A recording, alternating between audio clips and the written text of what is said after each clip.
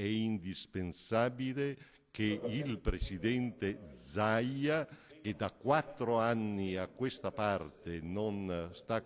facendo assolutamente nulla per individuare le cause dell'inquinamento, prenda finalmente in mano questo gravissimo problema che riguarda decine di migliaia di cittadini del nostro territorio. Ormai il vaso è colmo ed è forte l'appello alla Regione che arriva dai 3 comuni di Mogliano, Preganziola e Casieri in merito all'inquinamento da mercurio delle falde acquifere, una situazione che si sta drammaticamente espandendo a macchia d'olio, seppur non si conosca ancora quale sia l'origine. Il rischio è che l'acqua inquinata arrivi sino alla laguna se non si agisce in tempo. Dalla Regione pare che la questione sia stata presa sotto gamba, ogni finanziamento bloccato e le 3 amministrazioni avanzano attraverso un documento una precisa richiesta a Venezia. Vogliamo porre fine a questa inerzia, è in atto da alcuni anni una campagna di monitoraggio, dopo che dal 2013 sono finiti i fondi stanziati per il progetto Memo con un nulla di fatto in termini di conoscenza delle cause scatenanti il fenomeno e sulle azioni poi per poterlo contrastare in maniera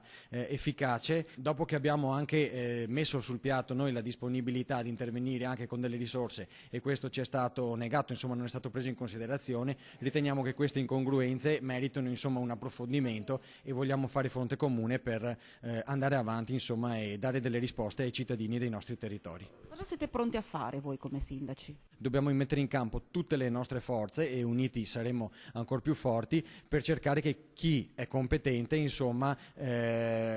assuma finalmente una decisione forte di contrasto, insomma di volontà di risolvere il problema stesso. Noi non possiamo arrenderci all'idea che una falda così importante sia persa per sempre.